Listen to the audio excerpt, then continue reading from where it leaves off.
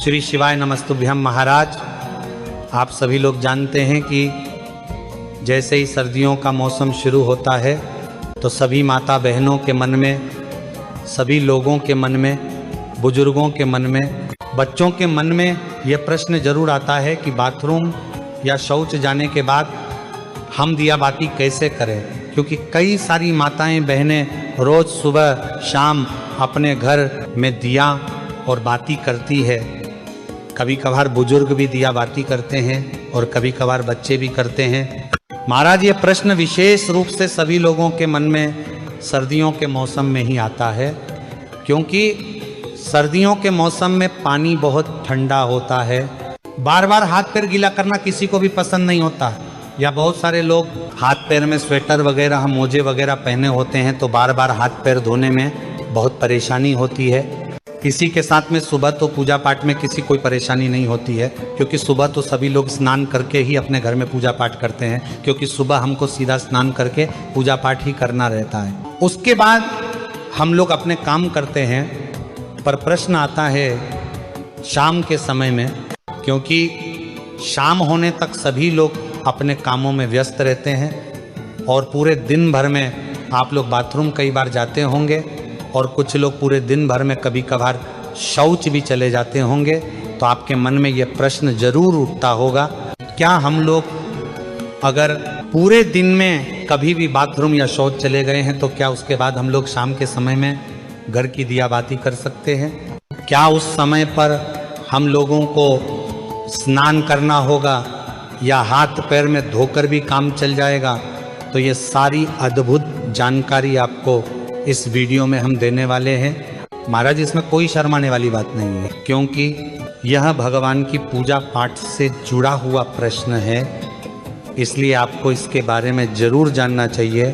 ये प्रश्न आपको सिर्फ और सिर्फ सर्दियों के मौसम में आएगा, क्योंकि इस मौसम में शुद्धता का ध्यान रखने में, बार बार हाथ पैर धोने में, स्नान करने में लोगों को परेशानी होती है, क्योंकि पानी बहुत ज़्यादा ठंडा होता है। देखिए महाराज, आपने सुबह एक बार अपने घर में दिया बाती कर लिया, मंदिर में जाकर भी अगर आप दिया बाती करते हैं तो सुबह तो आप सीधा स्नान करके पूजा पाठ या दिया बाती करते हैं, तो सुबह तो किसी को कोई परेशानी नहीं रहती है।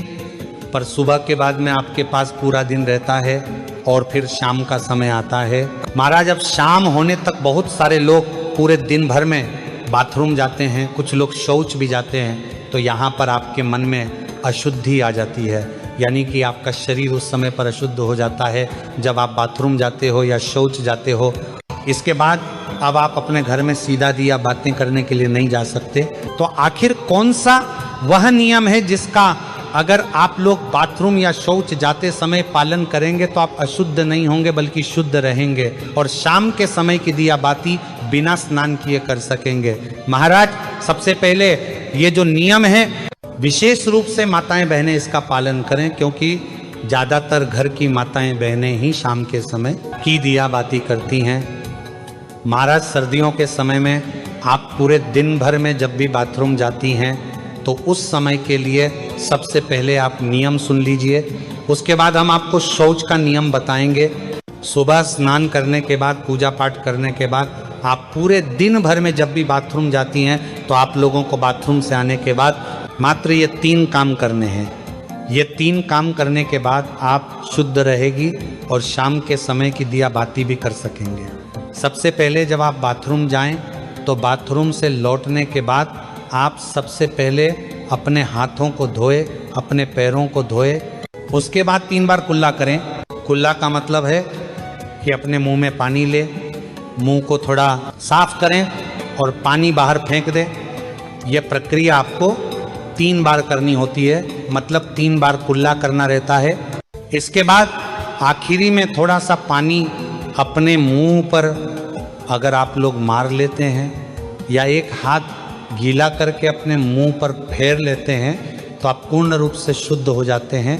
महाराज, यह नियम सिर्फ माता बहनों के लिए नहीं बल्कि सभी लोगों के लिए है, चाहे आप बुजुर्ग हो, चाहे आप पुरुष हो, चाहे आप बच्चे हो।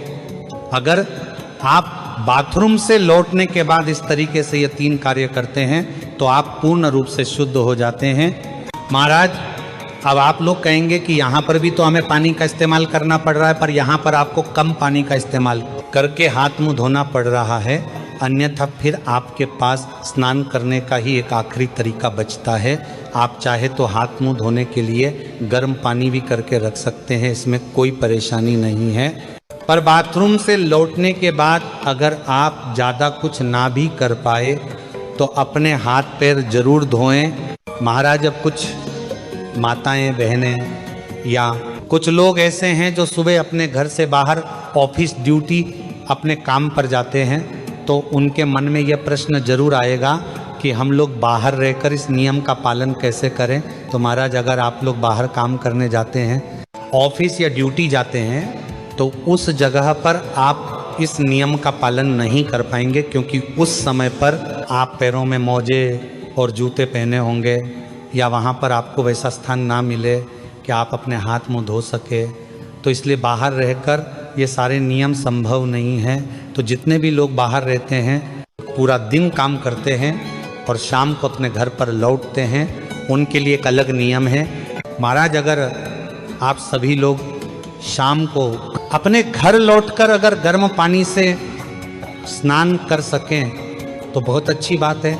अन्यथा अगर आप ऐसा ना भी कर पाए तो आप लोग शाम के समय अपने घर पर आए तो आपने जो कपड़े पूरे दिन पहन कर रखे हुए थे उनको उतार कर अलग रख दें, और सबसे पहले आप ऑफिस या ड्यूटी से आकर अच्छे से गर्म पानी से, ये ठंडे पानी से हाथ मुंह जरूर धो लें, कुल्ला भी जरूर कर लें। उसके बाद आप अच्छे साफ सुथरे कपड़े पहन लें। फिर उसके बाद आप अपने घर की पूजा पाठ करें, कोई दिक्कत परेशान नहीं, और इसमें आप शुद्ध भी रहेंगे।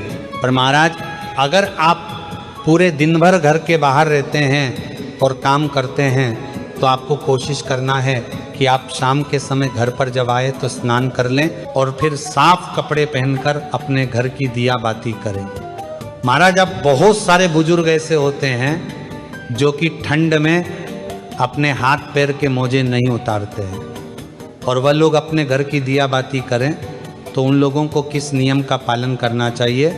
महाराज, जितने भी बुजुर्ग जन हैं वह लोग बाथरूम जाते समय भले पूरे दिन मोजे न उतारे और सिर्फ हाथ धोकर कुल्ला करके बाहर आ जाएं, पर जब आप शाम के समय अपने घर में दिया बाती करें या मंदिर जाएं तो उस समय आप वह पैर के मोजे उतार कर ही जाएं, और हो सके तो शाम के समय की दिया बाती से पहले आप हाथ पैर जरूर धो लें। आप चाहे तो गर्म पानी का इस्तेमाल कर सकते हैं। महाराज, अब हम लोग सीधा बात करते हैं कि अगर आप लोग पूरे दिन भर में कभी भी शौच चले जाते हैं तो उस जगह पर आप लोगों को क्या हाथ पैर धोना चाहिए या स्नान करना चाहिए?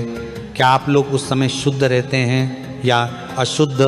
महाराज, अब अगर आप लोग पूरे दिन भर में कभी भी अगर शौच चले जाते हैं तो आप पूर्ण रूप से अशुद्ध हो जाते हैं, और शौच के समय आपने जो भी कपड़े पहने रखे होते हैं आपके साथ वह कपड़े भी अशुद्ध हो जाते हैं। इसलिए शौच जाते समय सीधा सा नियम यही है कि जो भी लोग पूरे दिन भर में कभी भी शौच गए हैं उनको शौच से आने के बाद सीधा स्नान करना चाहिए। अगर वह शौच से आने के बाद स्नान नहीं करते हैं तो उनको शाम के समय की दिया बत्ती नहीं करना चाहिए या मंदिर नहीं जाना चाहिए, क्योंकि आप अगर शौच से आने के बाद स्नान नहीं करते हैं तो आप अशुद्ध रहते हैं। अगर आप शौच से आने के बाद सिर्फ हाथ मुंह धोते हैं तो भी आप शुद्ध नहीं होते हैं, और शौच जाने के बाद भी आप लोग उस दिन अपने घर की दिया बाती करते हैं तो इससे भगवान आपसे नाराज होते हैं, या मंदिर भी जाते हैं तो ऐसा भी आपको नहीं करना चाहिए। महाराज, ये नियम सभी लोगों के लिए है, इसलिए पूरे दिन में जब भी आप शौच जाएं तो आपको उसके बाद स्नान ही करना चाहिए, तभी आप शुद्ध होते हैं। या अगर आप इतना ना कर पाए सर्दी होने के कारण तो उस दिन आप अपने घर की दिया बाती ना करें या मंदिर ना जाए, उस दिन आप किसी और से अपने घर की दिया बाती करा लें।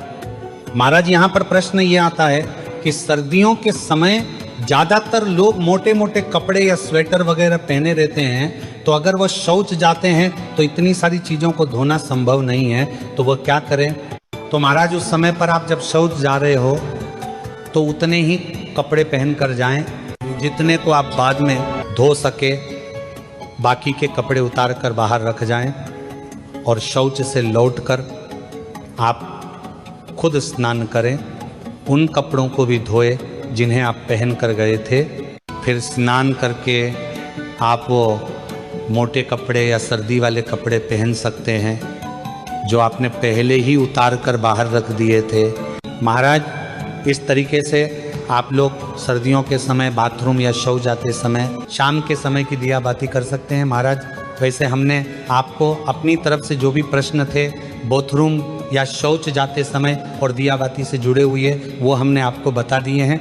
बाकी अभी भी अगर आपके मन में कोई प्रश्न है तो वह आप हमसे कमेंट करके पूछ सकते हैं। और आप हमारी ये वीडियो कहाँ से देख रहे हैं और क्या आप लोगों के यहाँ भी कितनी ठंड पड़ रही है वो भी हमें कमेंट में ज़रूर बताएं। श्री शिवाय नमस्तुभ्यं महाराज।